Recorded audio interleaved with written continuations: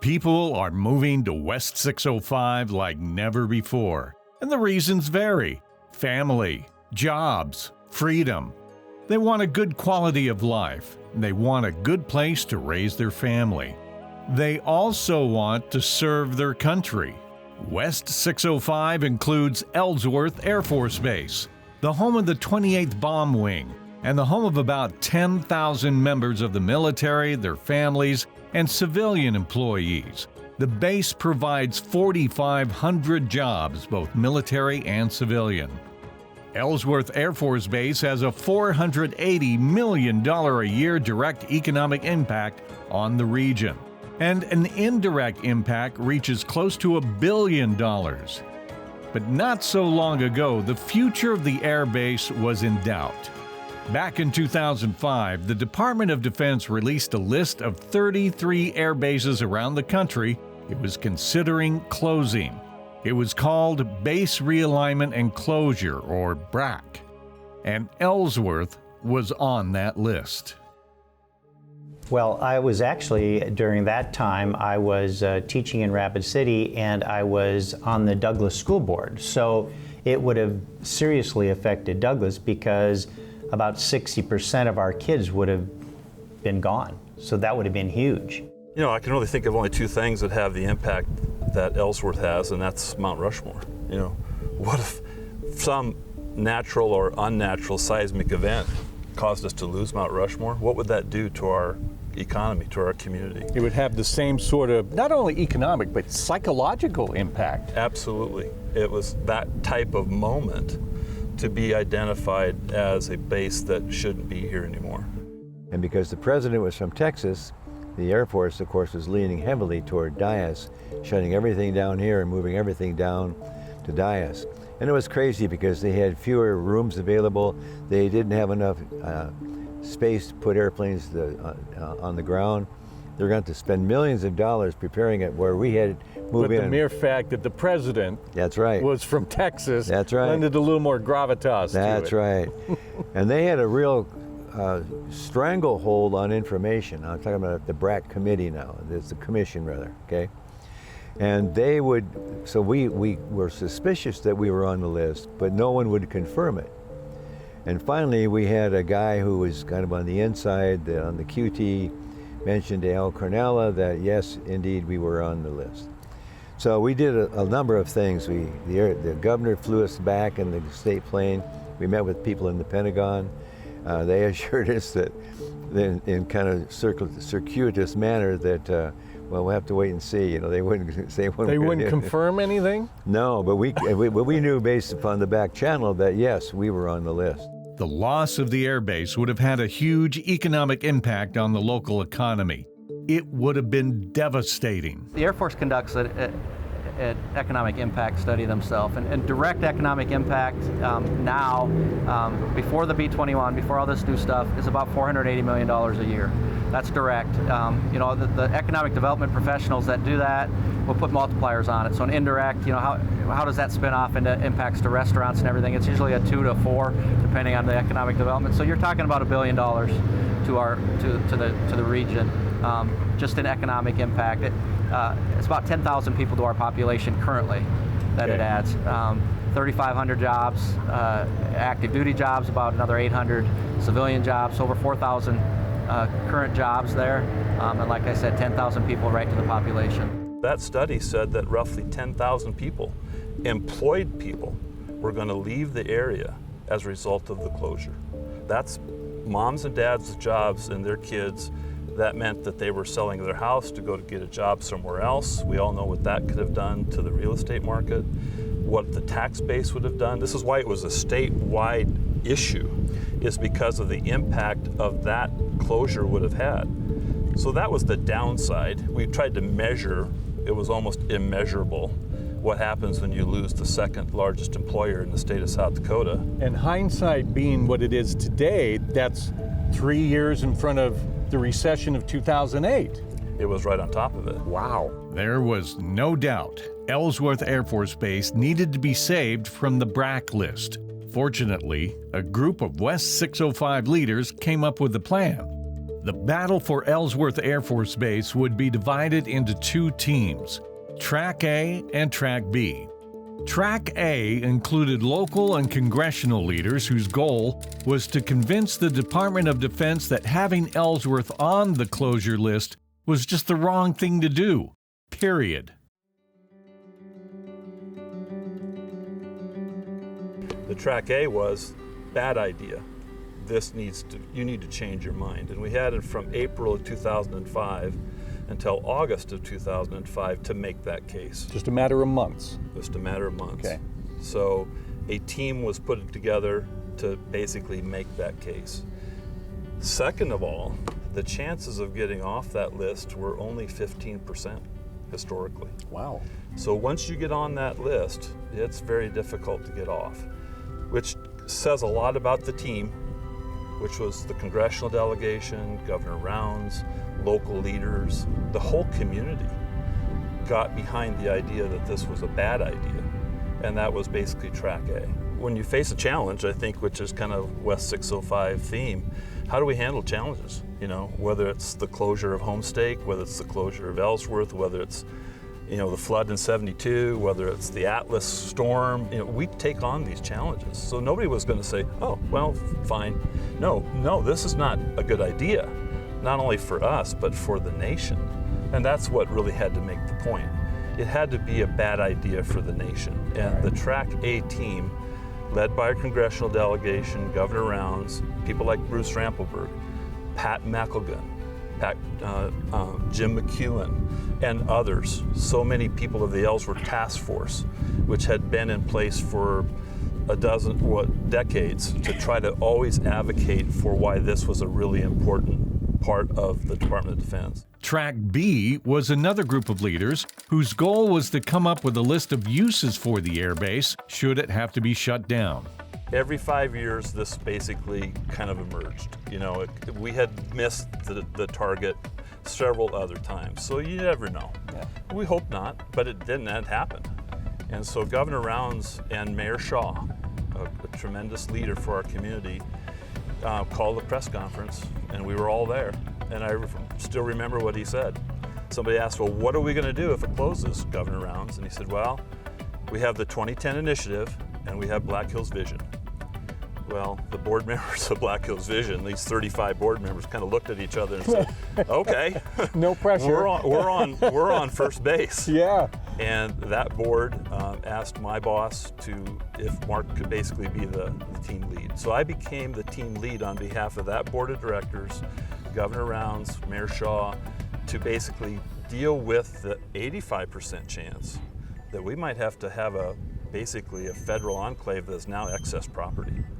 Okay, what happens then? Yeah. And there were so many things behind the scenes. A group called the Office of Economic Adjustment from the Department of Defense showed up and started having meetings with us and saying, oh, we're here to help. Thank you a lot. Okay. Here's how you can help. Don't close Ellsworth. Yeah, exactly, yeah. The odds were not in our favor. And we had, a group of people who were saying, well, we don't need to worry about the base out there. So you had some of that influence in certain people within the community. So everywhere you turned and looked, it was a shocking thing to finally face reality. Prior to that, though, we had some pretty good indications that we were on the list, and so we were mentally prepared. We were just hoping it didn't happen, but it was a typical Friday the 13th. It did happen, and then we had to face up to the fact that we had to put into play everything that we could bring to the table now or at that time, and we did.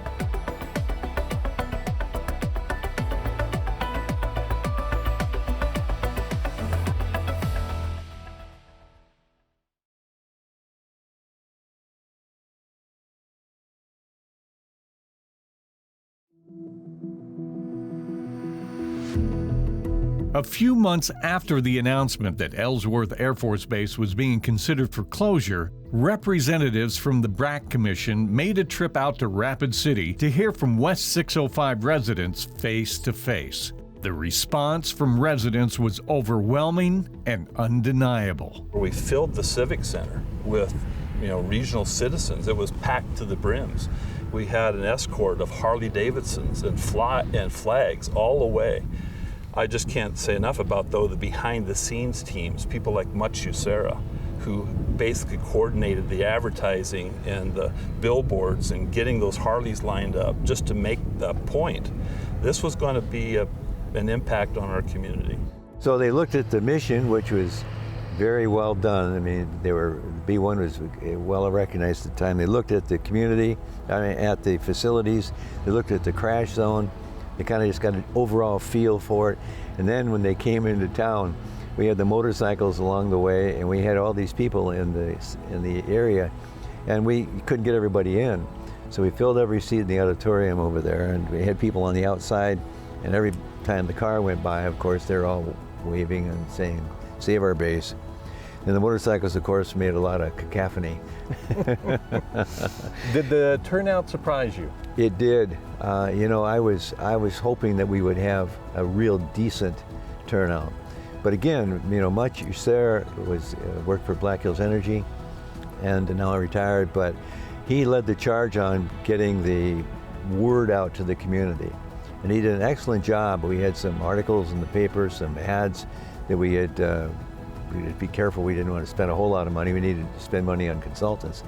But people really took off from work. Their business owners let them go, if you will. People spend a lot of their time with the Harley Davidsons, just waiting to get in, waiting to get out.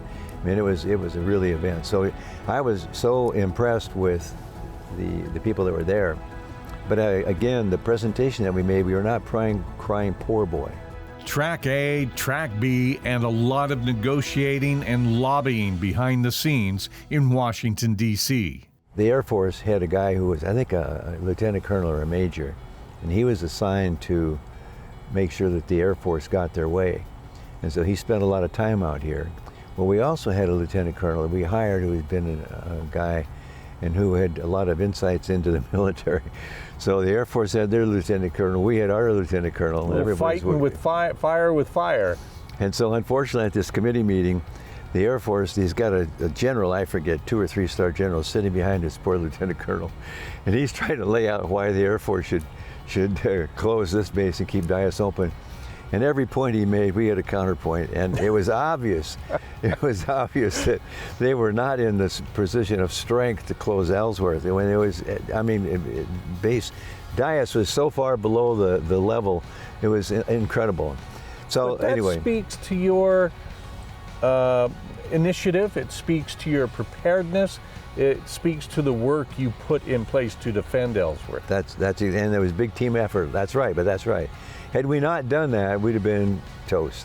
In the end, the Department of Defense backed down and removed Ellsworth Air Force Base from its closure list. There was a huge, palpable sigh of relief in West 605. Everyone could now go back to their day-to-day lives without worrying too much about the future. But the people who fought so hard to get Ellsworth off the BRAC list wanted to make sure we never had to go through that situation again. So they came up with an idea. It was called the South Dakota Ellsworth Development Authority, a quasi-governmental agency with a mission to protect the future of the base and make sure it remained strong and relevant. So the Ellsworth Development Authority, we were created in 2009 by the state legislature. Then Governor Rounds, now Senator Rounds, Lieutenant Governor Dugard, who became governor. It was following the 2005 BRAC, the base realignment and closure. And for those that remember, in 2005, Ellsworth was placed on the closure list. And the state felt that a more sustained statewide effort to protect and promote Ellsworth Air Force Base was needed. So is this prior to, during the BRAC Commission, or as a result of? It was a result. It was Okay. after. I think the lessons learned was that the state needed to be, a little bit more engaged to make sure that economic impact and Ellsworth remained. And so the authority was created. We have a board that's appointed by the governor. We are not a state agency, but we have certain powers of the state. Not all of them. Not unlike the Underground Lab and LEAD. That's another authority. There's several different authorities in the state, and we're one of them. And our mission is to make sure South Dakota and the Black Hills are a great home for the Air Force to conduct its mission. We just dodged this huge bullet. Now what? Do we just sit on our hands? And that's where I will say the private sector stepped up, and many of my colleagues in the corporate community, actually there was a group of 10 of us that said, okay, we have to do something proactive here to make sure this doesn't happen again. And the conclusion there was, this is really obviously important to Box Elder, to Pennington County, Meade County, Rapid City, the whole Black Hills. This is important to the state of South Dakota. And you know, Governor Rounds agreed with that. And he sponsored a bill that I helped his lieutenant governor draft. And we had people like Representative Roden, our now lieutenant governor, and the late David Lust, who basically helped sponsor that bill. And we put it before the legislature, and we only got one no vote in both the Senate and the House, which said it is a very important thing. But you just referenced, we were right on top of a recession. Yeah. And state budgets were tight. So this group of corporate citizens, which I would love to be able to promote their names, but they wouldn't want me to, basically told Governor Rounds, we will back your authority. We will put the financial resources behind it until it can be self-sustaining. And now it is. With the BRAC list scare in the rearview mirror and the Ellsworth Development Authority now firmly in place, life went on in West 605. Growth was going on in the region, but in a slow, almost quiet sort of way. But that quiet way of life was about to get a rude awakening.